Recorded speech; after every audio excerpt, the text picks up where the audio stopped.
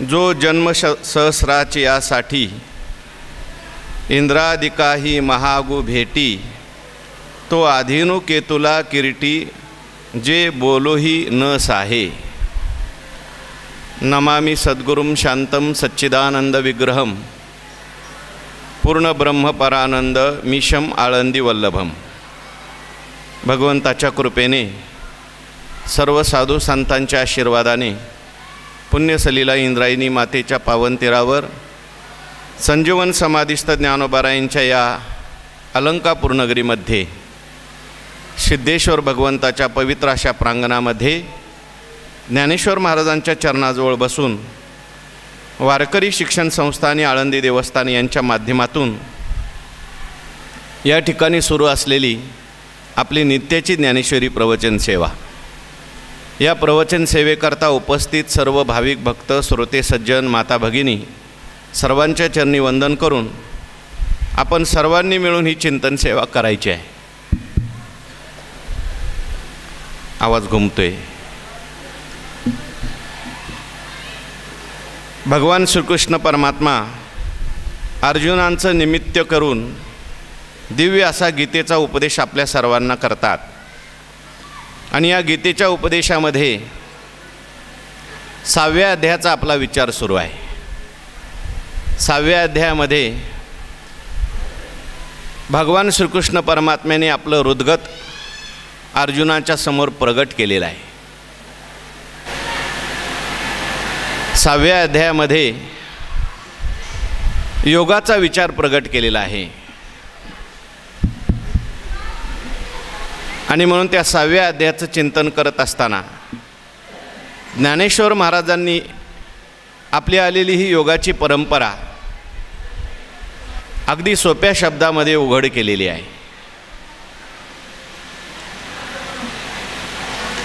भगवान श्रीकृष्ण परमात्मा आणि अर्जुनाचा जो काही संवाद आहे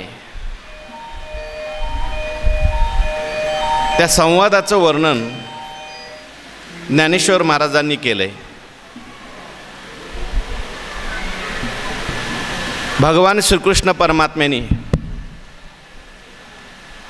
अर्जुनाला योगाची लक्षणं सांगितली। बस योगारूढ पुरुष कसा असतो, ज्याला समत्व योग प्राप्त झाला, त्याची लक्षणं भगवंतांनी सांगितली। अर्जुनाने ती लक्षणं ऐकल्यानंतर अर्जुनाच्या मनामध्ये त्याप्रमाणे आपण व्हावं असं वाटायला लागलं आणि मग अर्जुनाने भगवंताला म्हटलं, देवा मै त्या ठिकाणी जी तुम्ही चित्त देयाल तरी ब्रह्म मिया होईजेल, काय जाहले अभ्यासेल सांगाल ते। तुम्ही जर लक्ष दिलं, तुम्ही जर चित्त दिलं तर मला ती अवस्था प्राप्त होऊ शकते। आणि मग त्यावर भगवान परमात्मा म्हणायला लागले, अर्जुना काय हरकत नाही, तुझी जर इच्छा असेल तर तुला सुद्धा ती अवस्था प्राप्त होईल। अर्जुनाने जे जे बोलावं ते भगवान परमात्मा लगेच पूर्ण करतो।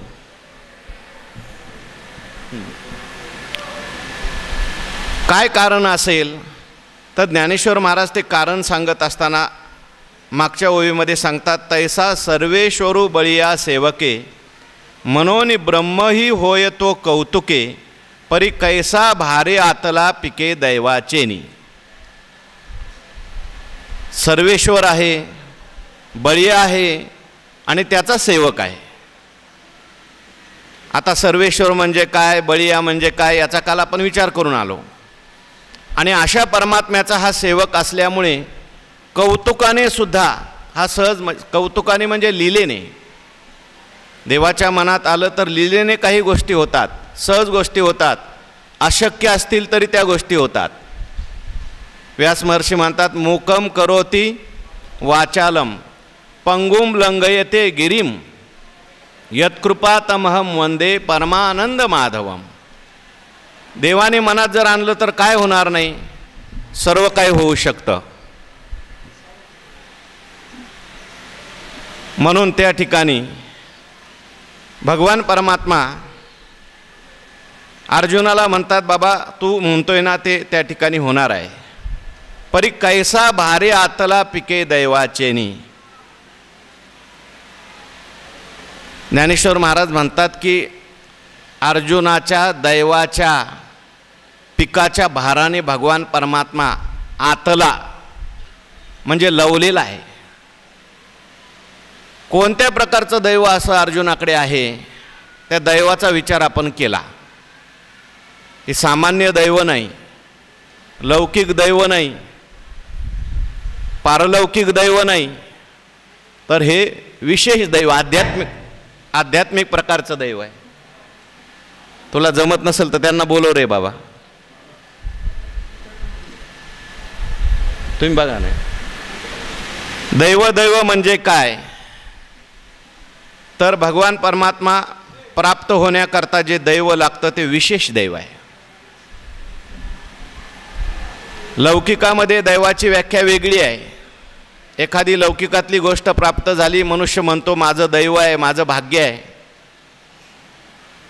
मला हे प्राप्त झालं, मला ते प्राप्त झालं. पण साधू संतांनी त्याला दैव म्हटलं नाही. भाग्य तरी नोहे धनपुत्र दारा, निकटवास बरा संतापाई. भगवान परमात्म्याची भक्ती प्राप्त होणं, संत संग प्राप्त होणं हे दैव आहे. अनेक ठिकाणी ज्ञानेश्वरीमध्ये या दैवाचं वर्णन केलं आहे. लौकिक दैवाचंही वर्णन केलं आहे आणि पारमार्थिक दैवाचं वर्णन केलं आहे. लौकिक दैव सांगताना ज्ञानोबाराय म्हणतात भाग्याचे नि भडसे, पण पारमार्थिक दैव सांगत असताना हे स्तुती नव्हे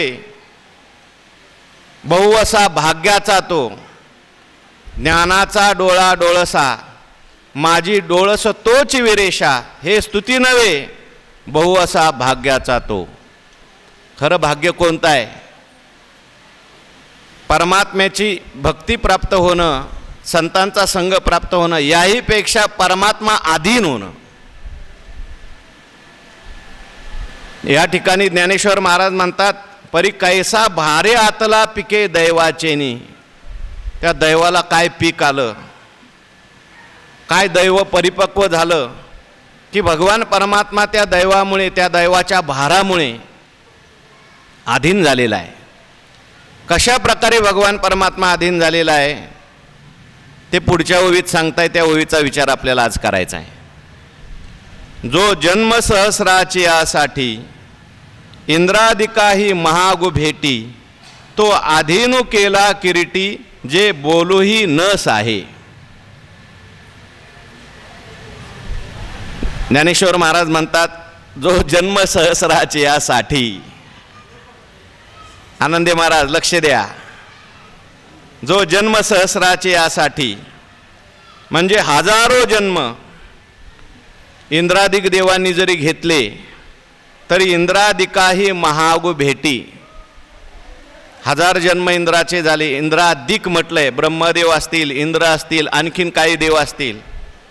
देवांचे हजार जन्म घेतले तरी याची भेट होईल की नाही सांगता येत नाही. परंतु तो अधीनु केला किरीटी, जे बोलूही न साहे. अशा प्रकारे किरीटी म्हणजे अर्जुनाने भगवंताला अधीन केलंय की बोलूही न साहे, म्हणजे विचारलेलंही देवाला सहन होत नाही. विचारायच्या अगोदर भगवान परमात्मा बोलतात. अर्जुनाला काय पाहिजे, अर्जुनाला आता काय ऐकायचंय, हे भगवान परमात्मा अर्जुनाला विचारून सुद्धा देत नाहीत. अर्जुनाला ते लगेच सांगायला तयार होतात. म्हणजे इकडे विचारलं नाही तरी सांगतात आणि इकडे हजारो जन्मच्या जन्म इंद्रादिक देवांचे जातात. कशा करता? आम्हाला भगवान परमात्म्याची भेट व्हावी म्हणून. पण इंद्रादिक देवांना भगवान परमात्मा भेटत नाही आणि अर्जुनाला भगवान परमात्मा भेटतात. त्याचं काय कारण आहे?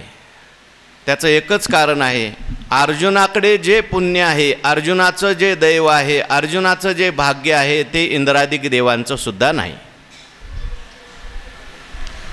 देव होण्याकरता भाग्य लागत नाही, पुण्य लागत नाही असं समजू नका. इंद्रादिक देव होणं म्हणजे काही सोपी गोष्ट आहे का हो? ब्रह्मदेव व्हायचं असेल तर कोणतं पुण्य लागतं, काय काय करावं लागतं? ज्ञानोबारायांनी आपल्याला सांगितलंय का शतएक जन्मा जन्मोनी ब्रह्मकर्मा करीतोची ब्रह्मा आन नोहे.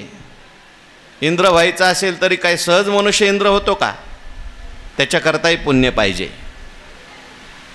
परंतु त्याला पुण्य ज्ञानेश्वर महाराजांनी म्हटलेलं नाही. ज्ञानेश्वरीमध्ये त्याला पापात्मक पुण्य असं म्हटलंय.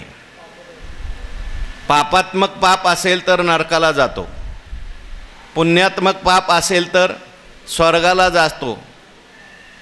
आणि माते जेने पाविजे ते शुद्ध पुण्य. भगवान परमात्म्याची भेट होण्याकरता शुद्ध पुण्य लागतं. आणि इंद्रादिक देव जे आहेत यांचं पुण्य आहे, परंतु त्याला शुद्ध पुण्य म्हणता येत नाही. का शुद्ध पुण्य म्हणता येत नाही? त्याच्यामध्ये सकामता आहे. विषयाच्या प्राप्तीकरता केलेलं ते पुण्य आहे. हो, म्हणती संसारी जन्मीजे यज्ञाधिक कर्म कीजे मग स्वर्ग सुख भोगीजे मनोहर. ज्ञानोबरायांनी दृष्टांत कशात? पुण्याची पावटी सरे सवेची इंद्रपणाची उटी उतरे मग येऊ लागती माघारे मृत्यू लोका. म्हणून ते शुद्ध पुण्य नाही. इंद्रादिक झाले जरी भोग त्यांना प्राप्त झाले तरी सुद्धा भगवंताची भेट त्यांना होईल की नाही सांगता येत नाही. म्हणून तर स्वर्गातले देव सुद्धा इच्छा करतात. स्वर्गीचे अमर इच्छिताती देवा मृत्यूलोकी व्हावा जन्म आम्हा नारायण नामे होऊ जीवनमुक्त. किंवा इहलोकीचा हा देह देव इच्छिता ते पाहे. म्हणून अर्जुनाचं असं कोणतं पुण्य आहे? अलौकिक पुण्य आहे. ज्ञानेश्वर महाराज म्हणतात, जो जन्म सहस्राची यासाठी इंद्रादिकाही महागु भेटी. हो, इंद्रादिकांना सुद्धा हजारो जन्म घेऊन ज्याची भेट होत नाही, किंबहुना भगवान परमात्म्याचं सामर्थ्य कळत नाही. भगवान परमात्मा जरी गोकुळामध्ये उपस्थित होते तरी इंद्रदेवांना कळाले नाही. पाऊस पाडला, आपल्याला सगळ्यांना माहिती आहे, भगवंताला गोवर्धन धारण करावा लागला. ब्रह्मदेव जरी त्या ठिकाणी गोकुळामध्ये होते, आले पाहायला, तरीसुद्धा काला त्या ठिकाणी प्रसंग असताना काल्याच्या प्रसंगामध्ये भगवंताचा अधिकार कळाला नाही. परीक्षा घेतली, त्यांना ब्रह्मदेवाला भेट झाली नाही. काल्याची असे देव जळी झाले, मासे गेले नाही भगवान परमात्मा तिथे. परंतु भगवान परमात्मा गोपाळांच्या समवेत त्या ठिकाणी त्यांचं उष्ट करतात. गवळीयांची ताकपिरे कोण पोरे चांगली. कारण त्यांच्याकडे जे प्रेम होतं, त्यांच्याकडे जे पुण्य होतं ते शुद्ध पुण्य आहे. तो अधीन केला किरीटी जो बोलोही न साहे. भगवान परमात्मा अधीन झाले. भगवान परमात्मा भेटणं वेगळं,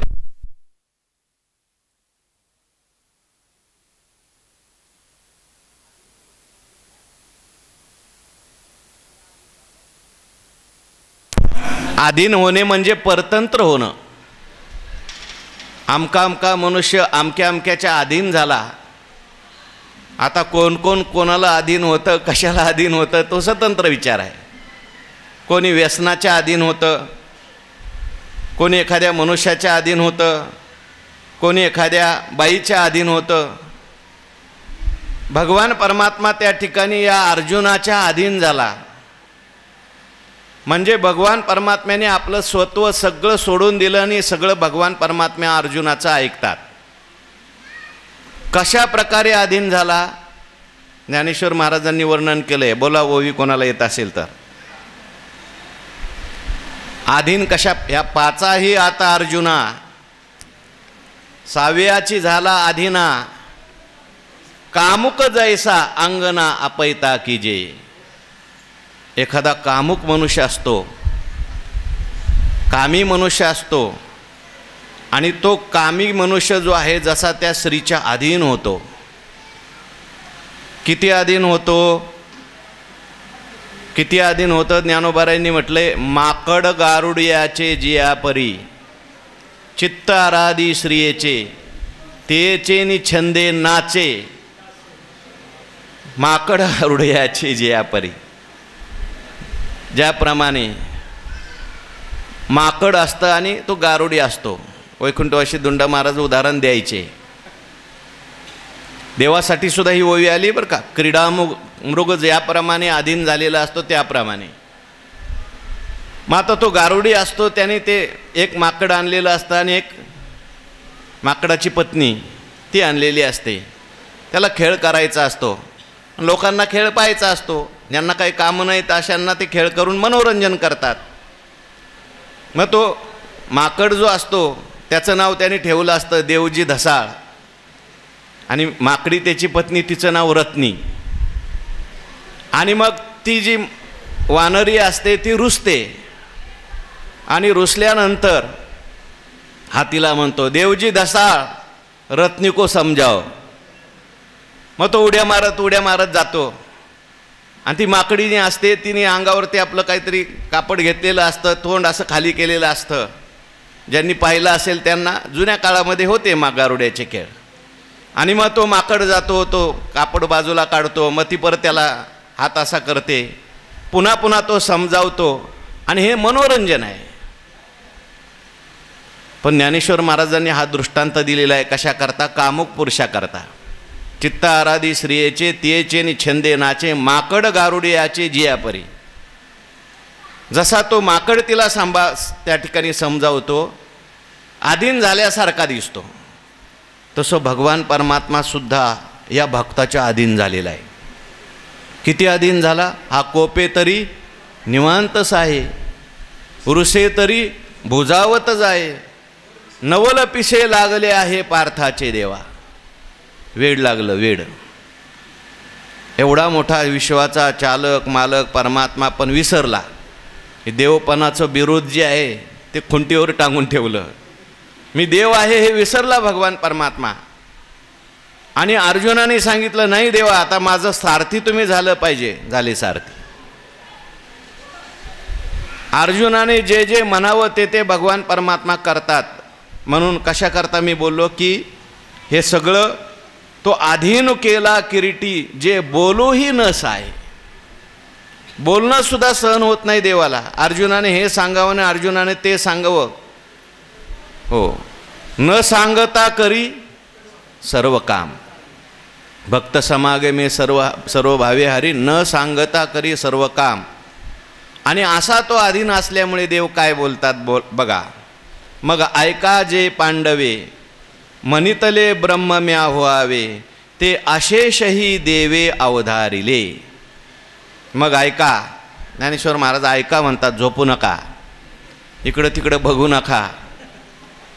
काय विषय चाललाय आपल्या डोळ्यासमोर चित्र आणा. देवाचं आणि पांडवांचं अर्जुनाचं सुंदर असा संवाद चाललाय. देवाचं चरित्र, संतांचं चरित्र हे नुसतं ऐकायचं चरित्र नाही, ध्यान करण्याचं चरित्र आहे. मग ऐका जे पांडवे मनितले ब्रह्म म्या व्हावे. ज्ञानेश्वर महाराज म्हणतात पांडवाने म्हणजे अर्जुनाने म्हटलं होतं की मला देवा ब्रह्म व्हायचं आहे. मागच्या ओळीमध्ये आता आपला विषय गेला कालचा, जी तुम्ही चित्त द्याल तरी ब्रह्म मिया होईजेल, काय जाहले अभ्यासी जेल सांगाल ते. तुम्ही जर चित्त दिलं तर मी ब्रह्म होईल. अर्जुनाने पुढे असं म्हटलं काल, हा हो नेनो कवनाची कहाणी ऐकोनी श्लाघत असो अंतकरणी, ऐशी जहालेपणाची शिर्यानी काहीशी देवा. म्हणून अर्जुनाचं हे बोलणं भगवंताने ऐकलंय. मग ऐका जे पांडवे, पांडव म्हटलंय. पांडव शब्दामध्ये सुद्धा सूचना केली, अशुद्ध अंतकरणाचा अर्जुन आहे म्हणून त्याला पांडव असं म्हटलंय. कौरव आणि पांडव तसं पाहिलं हे सगळे कौरवच आहेत, कुरुवंशातलेच आहेत. पण पंडूनंतर या मुलांचं नाव पांडव पडलं.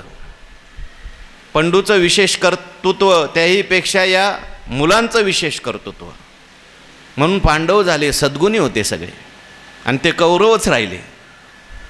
म्हणून पांडवे मनितले ब्रह्मम्या व्हावे. जे काही पांडवाने म्हणजे अर्जुनाने म्हटलं होतं की मला ब्रह्म व्हायचं आहे, ते अशेषही देवे अवधारिले. ते सगळं भगवंताने अवधारिले. लक्षपूर्वक ऐकलं. मनातल्या मनात त्याचं सगळं चिंतन भगवंतांनी केलं. भक्ताची इच्छा आहे ते भगवान परमात्मा लक्षपूर्वक ऐकतात, त्याच्यावर भगवान चिंतन करतात.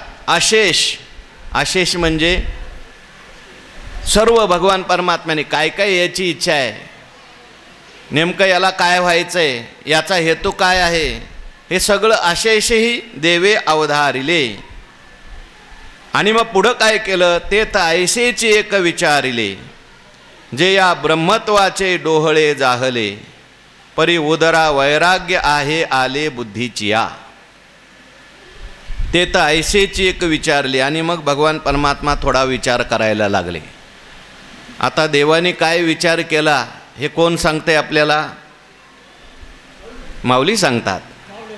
तिथं काय काय विचार झाला हे माऊली इथं कसं काय सांगतात, कारण माऊली त्या रूपाने तिथे होते.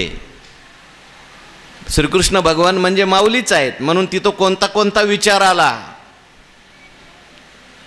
काय काय विचार केला अर्जुनाबरोबर असताना, ते तर ऐसेची एक विचारिले.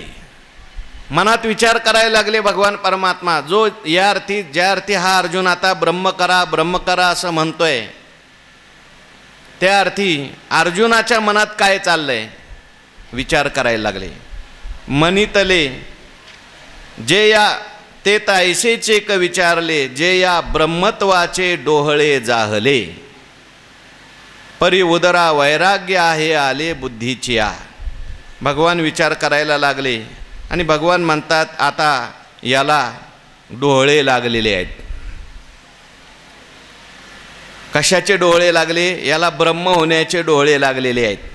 कशामुळे लागले? परी उदरा वैराग्य आहे आले बुद्धीचिया. बुद्धीच्या उदरा, बुद्धिरूपी उदरामध्ये वैराग्य निर्माण झालेलं असल्यामुळे याला आता ब्रह्मत्वाचे डोळे झालेले आहेत.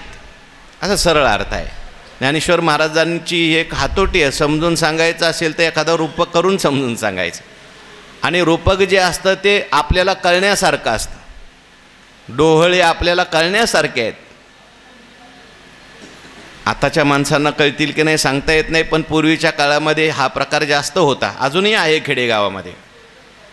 डोहळे म्हणतात, डोहळे जेवण. पूर्वीच्या काळामध्ये ते डोहळे लागल्यानंतर त्याचा फार मोठा उत्सव व्हायचा.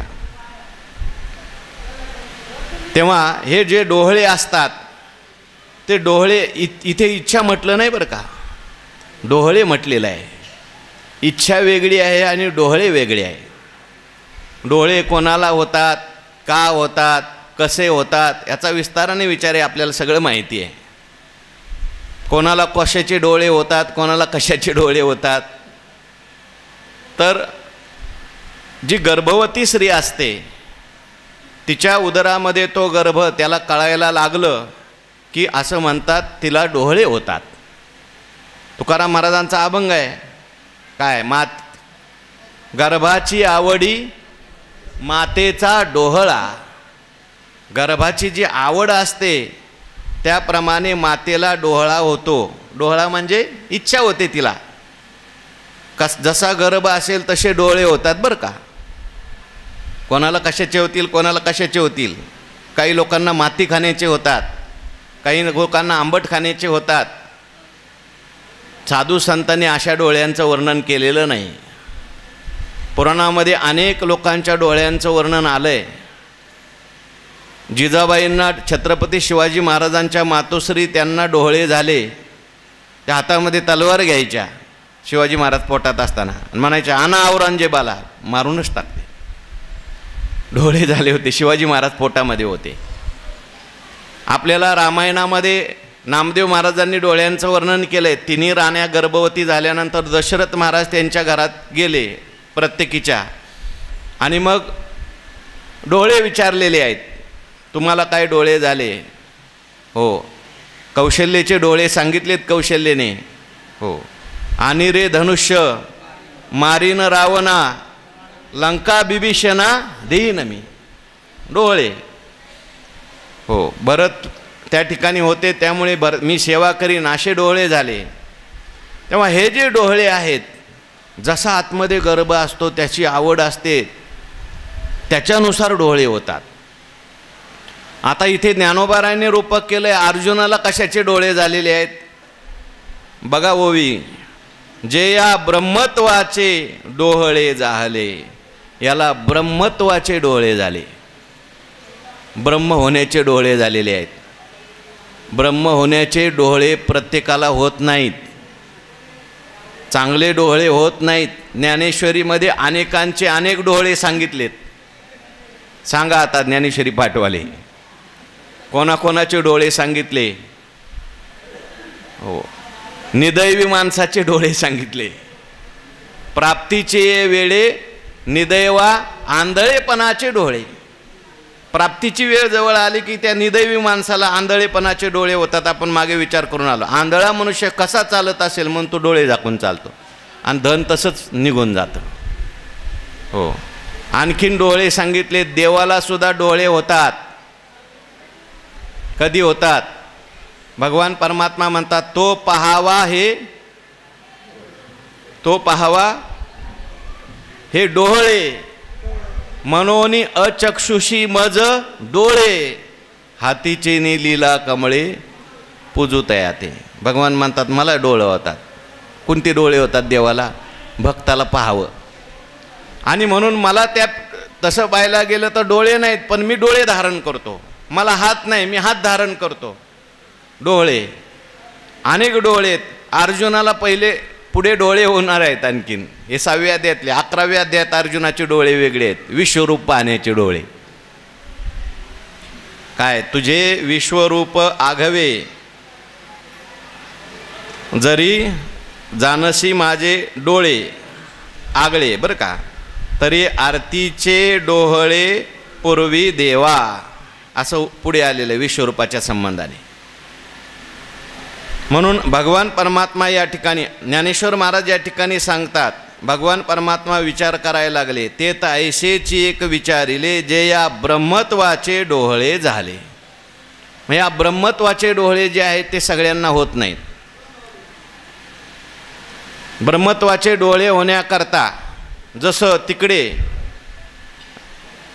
रामप्रभू पोटात आले होते म्हणून कोणते डोळे होत होते, शिवाजी महाराज पोटात आले होते म्हणून ते तसे डोळे होते, नाहीतर मग माती खाण्याचे आणि आंबट खाण्याचेच होतील.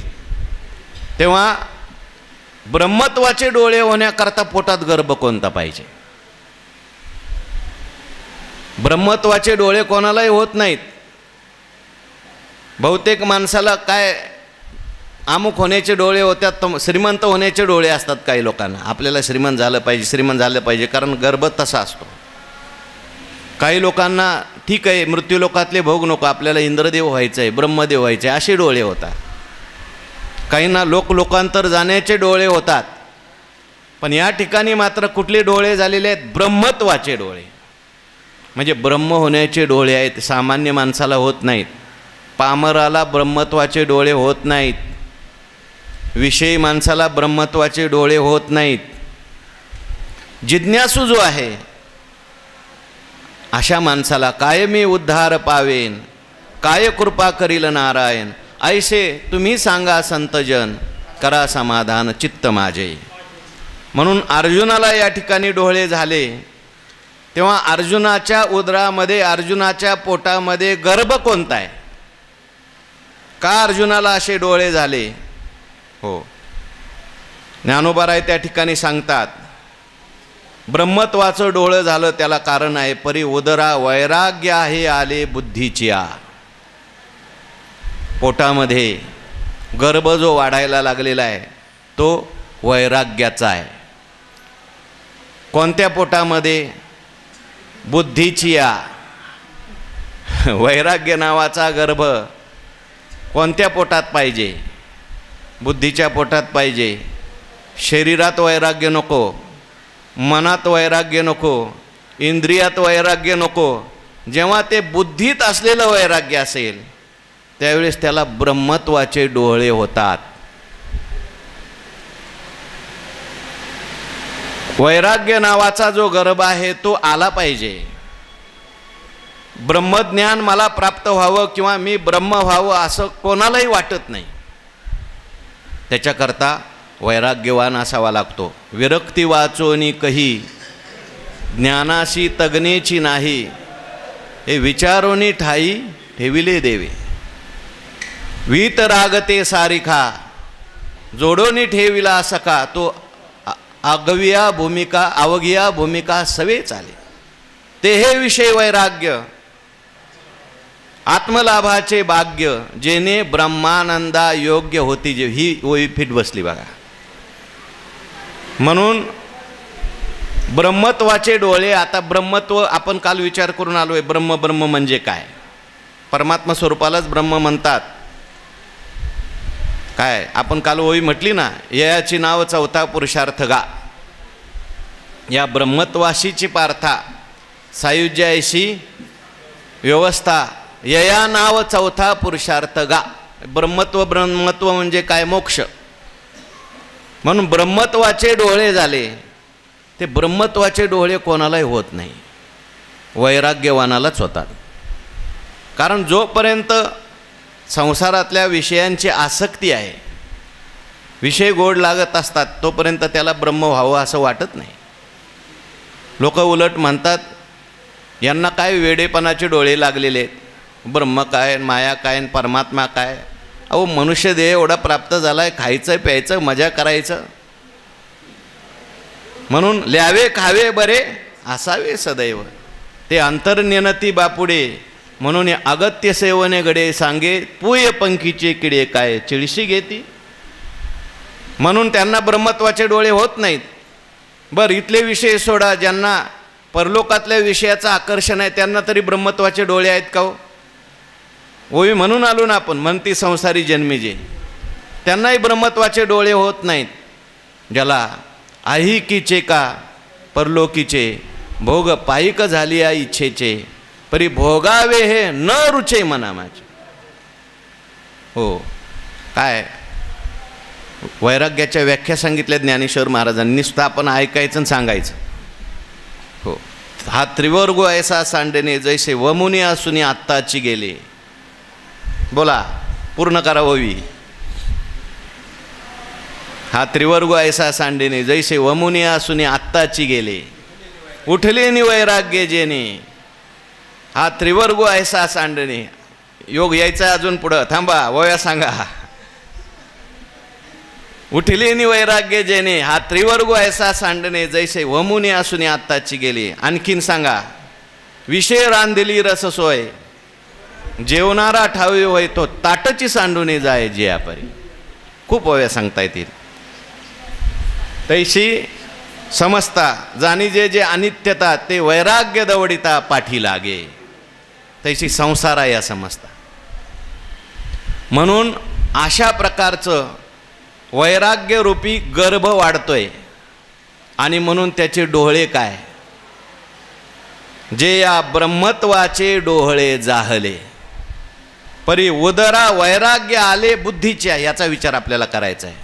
ज्ञानोबराय म्हणतात वैराग्य आलंय, पण कोणत्या पोटात आलंय? बुद्धीच्या पोटात आलंय. नाहीतर वैराग्य असतं, नुसतं शरीरावर वैराग्य असतं. नुसतं शरीरातलं वैराग्य काही उपयोगाचं नाही. ते पण वैराग्य आहे, पण ते टिकेल की नाही सांगता येत नाही. असे आपल्याला बरेच वैराग्यवान दिसतात. शरीराच्या संबंधाने उदास झालेले, शरीराला भस्म फासलं आणि बसले. एखाद्या डोंगरात घाटावर एखादा मनुष्य आपल्याला दिसतो, देहावर असं वाटतं हा उदास झालेला आहे. कुठेही पडतो, कुठेही राहतो, कुठेही खातो, पण ते वैराग्य खरं असेलच असं नाही. हो, आपण एखाद्या तीर्थयात्रेला गेल्यानंतर तिथे काही लोक भेटतात, भगवई धारण केलेलं असतं, अंगावर भस्मही असतं, सर्व काही असतं, पण म्हणतात, आपण गेल्यानंतर म्हणतात का असे आहे, किसलिए आहे. आपण जर म्हटलं तीर्थयात्रा करण्याकरता आलो, मग बाबाजी को खिलाव, हमको खिलाव. आणि जर आपण म्हटलं नाही नाही आमच्याकडे काही नाही असं म्हटलं की शिव्या द्यायला सुरुवात कर. तुकाराम महाराज म्हणतात, खायाचा ओळसा शिव्या दे जनाला, ऐशा तापशाला बोध कैसा. ते जे वैराग्य आहे ते खरं वैराग्य आहे? वैराग्य खरं नाही. केवळ शरीरातलं जे वैराग्य आहे, शरीरावर तात्पुरता एखादा मनुष्य उदास होतो, कपडेच घालत नाही, पण त्याचं वैराग्य वैराग्यच असेल सांगता येत नाही. कधी कधी वैताग असतो, वैतागाला मनुष्य वैराग्याचं नाव देतो. त्याच्यानंतर वैराग्य पुढे आहे इंद्रियांचं वैराग्य. काहींच्या इंद्रियांमध्ये वैराग्य दिसतं. हे खायचं नाही, हे पाहायचं नाही, हे करायचं नाही, असा त्यांनी नियम केलेला असतो, निश्चय केलेला असतो. परंतु जोपर्यंत नियम निश्चय मनात होत नाही, बुद्धीत होत नाही, लक्षात ठेवा, निश्चयात्मिका बुद्धी आहे. जोपर्यंत माणसाची बुद्धी ठरवत नाही, पक्का निश्चय होत नाही, तोपर्यंत ही सगळी वैराग्य जी आहे ती टिकतील की नाही सांगता येत नाही.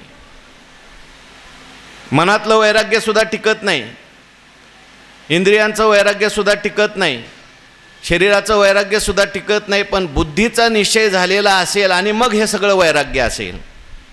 म्हणून ज्ञानेश्वर महाराजांचे शब्द महत्त्वाचे आहेत. ज्ञानेश्वर महाराज म्हणतात, परी उदरा वैराग्य आहे आले बुद्धीच्या. बुद्धीने मानलेलं आहे. आता सगळ्या जेवढ्या काही व्याख्या आपण पाहिल्या वैराग्याच्या, ह्या निश्चय कोणाचा आहे? बुद्धीचा आहे. आणि एकदा बुद्धीने निश्चय केलेला असला, मग शरीरात वैराग्य असेल जास्त नसेल, मनात असेल नसेल, इंद्रियात असेल नसेल, चालतं. बुद्धीचं वैराग्य हे खरं वैराग्य आहे. अनेक वैराग्याचे प्रकार सांगितलेले आहेत. एकेंद्रिय आहे, यतमान आहे, वशिकार आहे, ही वैराग्याचे प्रकार आहे. आपण अनेक वेळा पाहून आलेलो आहे.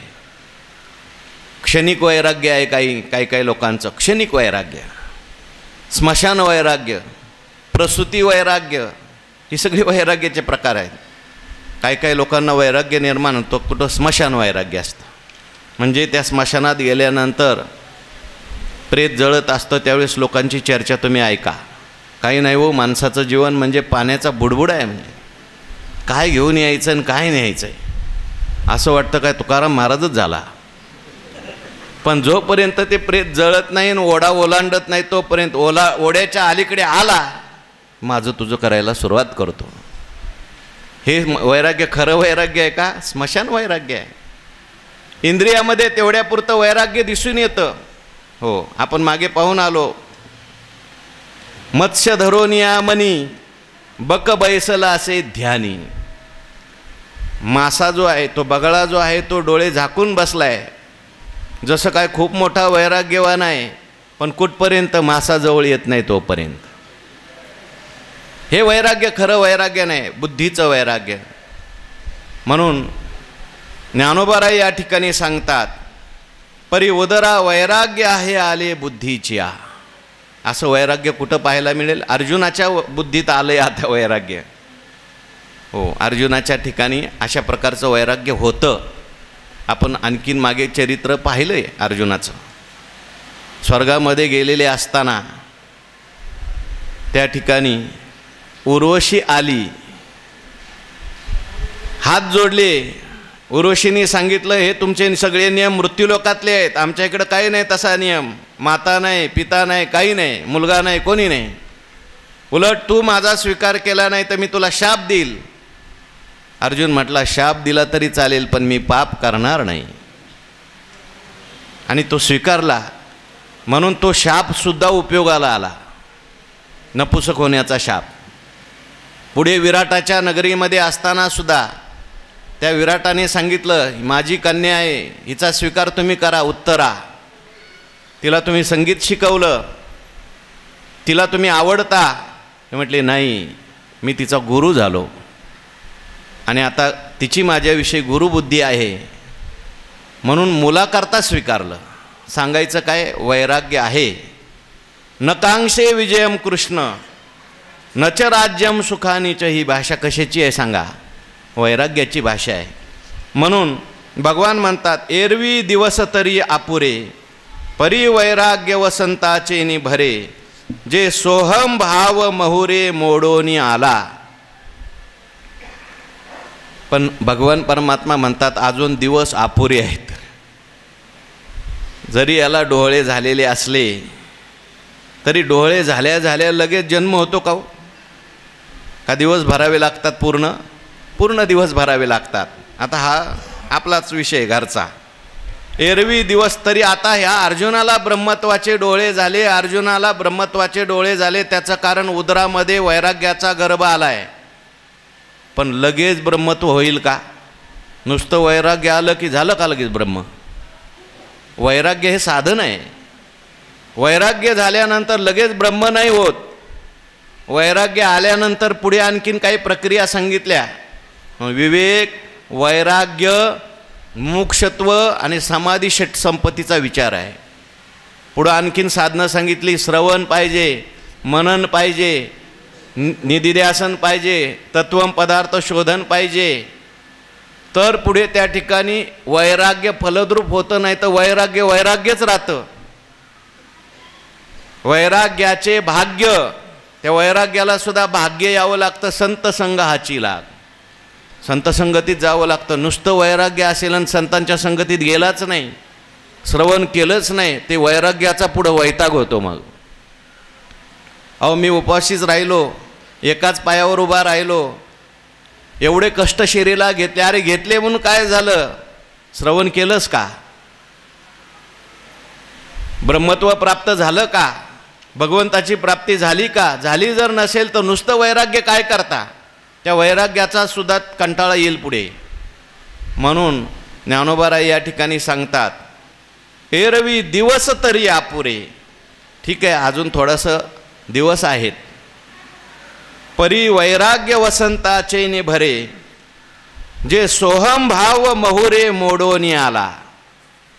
पण वैराग्यरूपी वसंताचा भर आलेला आहे आणि त्याच्यामुळे मोहर आलाय. सोहम भाव मोहरे मोडोनी आला. ज्ञानोबारायांची रूपक आहे ती, लक्षात घ्या, समजून सांगायचं आहे. ज्ञानेश्वर महाराजांची आवडती काही रूपक आहेत, त्यात वसंत ऋतू आहे. अनेक ठिकाणी ज्ञानेश्वर महाराजांनी वसंत ऋतूला आणलं आहे. ज्ञानी महापुरुषाचं लक्षण सांगायचं असलं तर कशी लक्षणं येतात? जसा वसंत ऋतू आला की फुलं फळं बहरून जातात. काय? वसंताचे रिगवणे जाणे जे झाडाचे नि साजेपणे. हो, त्याप्रमाणे त्याची करणे सांगती ज्ञान ज्ञानोबाराय म्हणतात. किंवा ना तरी भूमीचे मार्दव सांगे कोंबाची लवलव, नाना आचार गौरव, हो, नाना संभ्रमाचे आयती, जैसा स्नेहो ये व्यक्ती, दर्शनाचे नि प्रशस्ती पुण्यपुरुष. तसं ज्ञानोबाराय म्हणतात. इथं वसंत ऋतू व्यवहारामध्ये आपण पाहतो. वसंत ऋतू आला कशावरून ओळखायचं? झाडांना फुलं येतात, फळं येतात, मोहर लागतो. नुसता मोहर नाही, मोहराची फळं बनतात. आंब्याचं झाड असेल, मोहर अगोदरच लागतो काही ऋतूमध्ये. शिशिर ऋतूमध्ये लागतो, हेमंत ऋतूमध्ये लागतो. पण तो मोहर जो आहे त्या मोहराला जेव्हा फळ येतील तेव्हा खरं समजायचं. बऱ्याच वेळेला मोहर भरपूर येतो आणि लोक म्हणतात काय मोहर आलाय हो, यंदा आंबे म्हणजे आंबेच आंबे, आणि अवकाळी पाऊस येतो, गेला मोहर सगळा. म्हणून नुसता मोहर येऊन उपयोग नाही, त्याला फळं लागली पाहिजेत. आणि त्या मोहराला फळं कधी येतात? मोहराची फळं बनण्याची प्रक्रिया विशेष वसंत ऋतूमध्ये होते. तसं ज्ञानेश्वर महाराज म्हणतात या ठिकाणी, एरवी दिवस तरी अपुरे, परी वैराग्य वसंताचे निभरे, जे सोहम भाव महुरे मोडोनी आला. आता थोडे दिवस अजून अपुरे आहेत, कारण वैराग्य जरी आलं तरी सुद्धा, श्रवण मनन निधिध्यासन केलं तरी सुद्धा लगेच त्याला ब्रह्मसाक्षात्कार होईल की नाही सांगता येत नाही. काही प्रतिबंध असतात. प्रतिबंधो वर्तमानो विषयासक्ती लक्षणा, पंचदशीकारांनी वर्णन केलं प्रतिबंधाचं. तेव्हा हे वर्तमान प्रतिबंध आहे, भावी प्रतिबंध आहे, भूत प्रतिबंध आहे, ते आडवे येतात. विपरीत भावना असतात, प्रमाण असंभावना असते, प्रमेय असंभावना असते. म्हणून शास्त्रकारांनी सांगितलं, पंचदशीकार सांगतात, कालेन परिपच्यन्ते कृषिगर्भादयो यथा तद्वत आत्मविचारो अपि शनै कालेन पच्यते. कृषिगर्भादया म्हणजे शेतीमध्ये बी टाकलं, टाकल्याबरोबर लगेच फुलं आणि फळं येतात का? ज्वारी येते का? बाजरी येते का? नाही, वाट बघावी लागते. कालेन परिपच्यन्ते कृषिगर्भादयो यथा तद्वत आत्मविचार ऐकल्याबरोबर लगेच त्या ठिकाणी साक्षात्कार होईल. उच्च अधिकारी काळ जावा लागतो. तुका म्हणे नाही चालत तातडी, प्राप्त काळ घडी आल्याविन. घडी यावी लागते. म्हणून भगवान म्हणतात एरवी दिवस तरी अपुरे.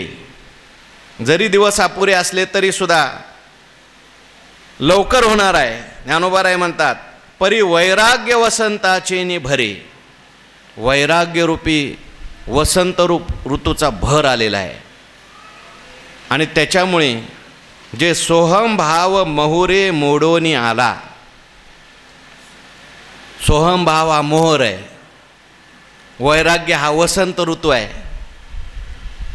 अर्जुन रूपी झाड आहे आणि त्या झाडाला आता वैराग्यरूपी वसंत ऋतू प्राप्त झालेला आहे. वसंत ऋतू साधकाच्या जीवनात आला, वैराग्यरूपी वसंत ऋतू.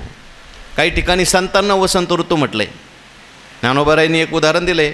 एखादा माळी असतो, तो बागेची मशागत करतो, शेतीची मशागत करतो, पण फळं कधी येतात? फळेशी तेची भेटी जे वसंत पावे. वसंताचा आला. किंवा उद्यानी माधवी घडे. बरोबर आहे का? पुढं काय? वनशोभेची खाणी उघडे. आदिलापासून आपाडे जे परी. उद्यानी माधवी घडे घडे तर वनशोभेची खाणी उघडे. माधवी म्हणजे वसंत ऋतू. तेव्हा वसंत ऋतू आल्यानंतर ज्याप्रमाणे फुलं फळं झाडं जी असतात ती शोभून दिसायला लागतात, तसं साधकाच्या जीवनामध्ये वसंत ऋतू हा वैराग्य आहे. जोपर्यंत अनेक साधनं एखाद्या साधकाने केली पण वैराग्य जर नसेल तर त्या साधनाला फळ येणार नाही. तेने साधती साधने तुटती भवाची बंध. हे जसं संतांना म्हटलंय तसं वैराग्याला ज्ञानोबाराय म्हणतात वैराग्य वसंताचे नि भरे. वैराग्य हाच वसंत ऋतू आहे. आता वैराग्य म्हणजे नुसतं वनात जाणं नाही बरं का, लोकांचा द्वेष करणं नाही.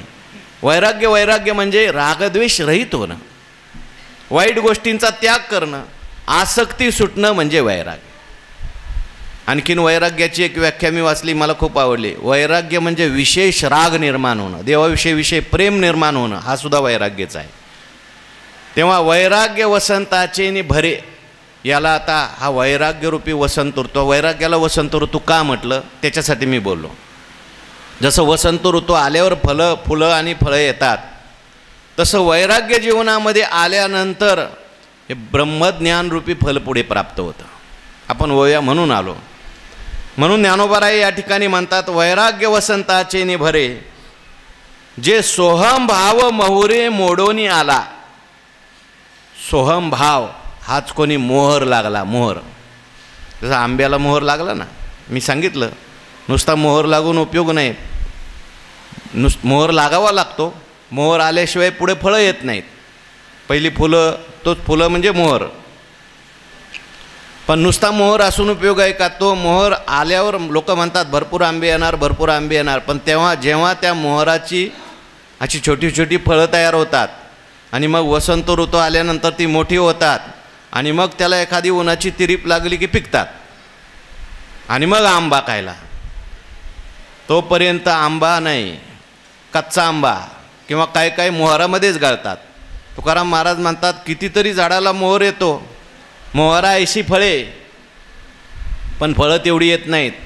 फळं आली तरी तेवढी टिकत नाहीत, टिकली तरी तेवढी पिकत नाहीत, पिकली तरी तेवढी आपल्या हातात येत नाहीत.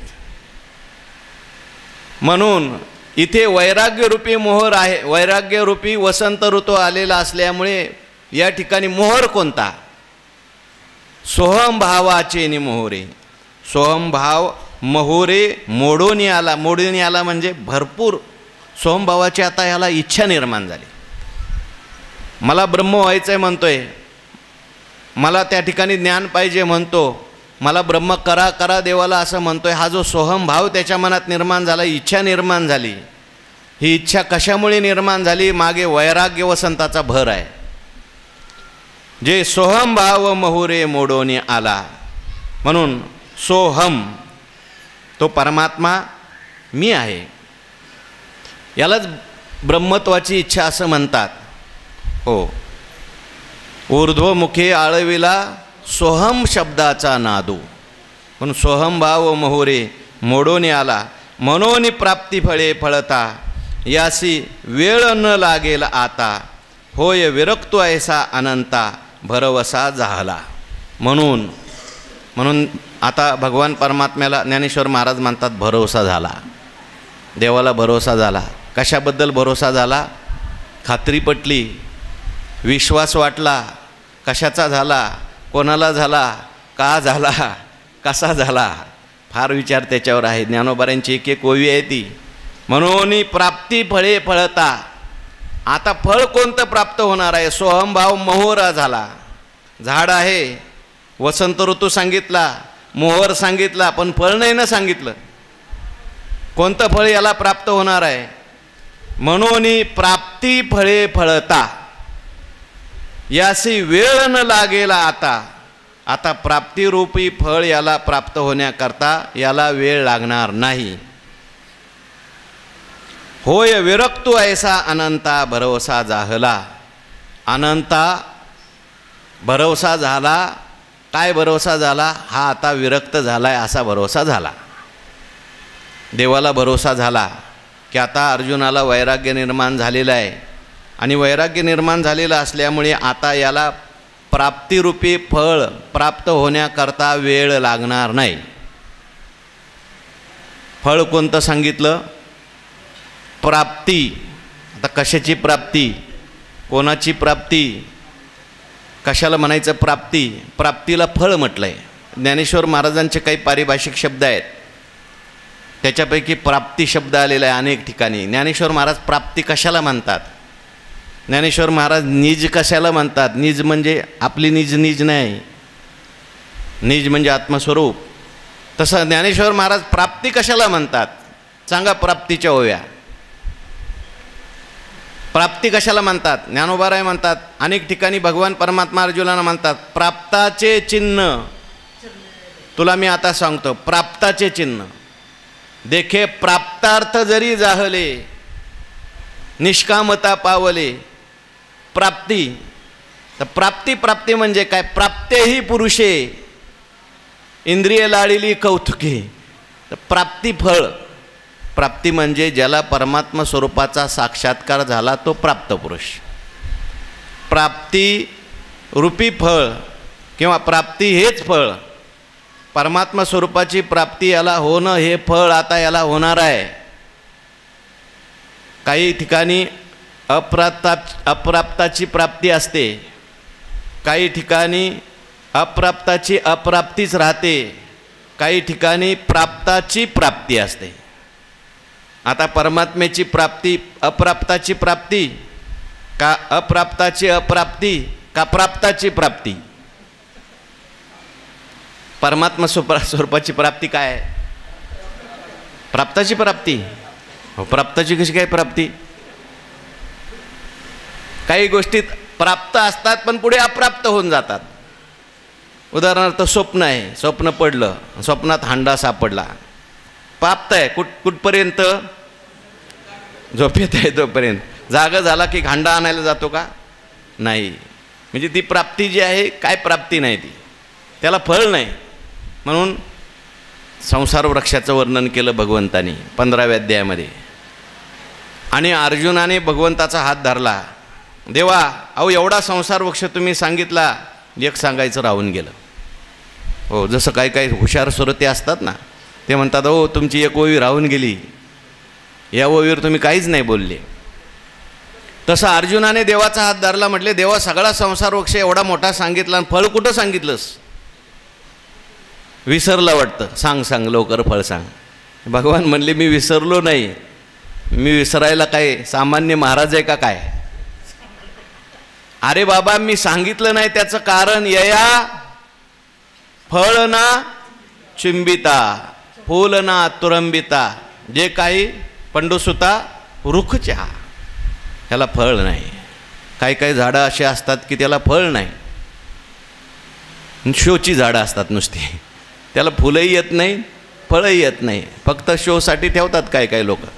तसं संसार नावाचं वृक्ष असा आहे की याला फळ ना चुंबिता, काही फळ नाही त्याला. हो, काय काय झाडं अशी असतात त्यांना फळं असतात, पण ती फळं काय खाण्याच्या उपयोगाचीच नाही. उंबराचं झाड आहे, चांगली चांगली फळं दिसतात आपल्याला बाहेरून, आणि फोडल्यावर काय हो, सगळ्या त्याच्यात आळ्याच. तसं संसार वृक्षातलं जे फळ आहे त्या सगळ्या फळात काय खाण्याच्या उपयोगाचं काही नाही. म्हणून त्या ठिकाणी भगवान परमात्मा म्हणतात, बाबा ते फळ नाही, इथे जे फळ प्राप्त होणार आहे वैराग्यरूपी वसंत ऋतू आहे. हा साधक आहे, याच्या वृक्षाला वैराग्यरूपी वसंत ऋतू प्राप्त झालेला असल्यामुळे प्राप्ती फळ, प्राप्ताची प्राप्ती का अप्राप्ताची प्राप्ती? प्राप्ताचीच प्राप्ती आहे. मग प्राप्ताची प्राप्ती कसं काय? बाबुळीची सारावी हाते, पाणीत वासे आई ते, आब्रची जावे गगनते सिद्धची की. हो, अनादि जे मुक्तता,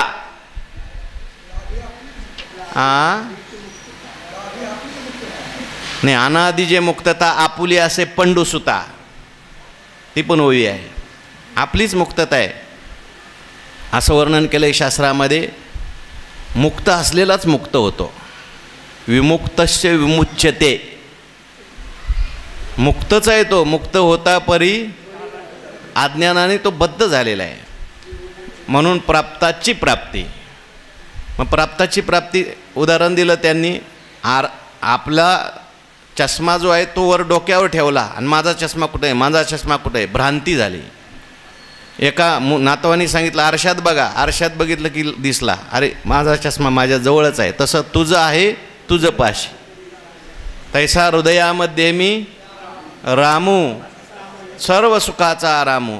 म्हणून प्राप्ती, प्राप्ती फळ फळता, याशी वेळून लागेल आता, याला वेळ लागणार नाही. का? होय विरक्तो ऐसा अनंता, भरवसा झाला. या ओळीचा थोडा विचार अजून करायचा आहे. झालेली सेवा भगवंताच्या चरणी समर्पित करू.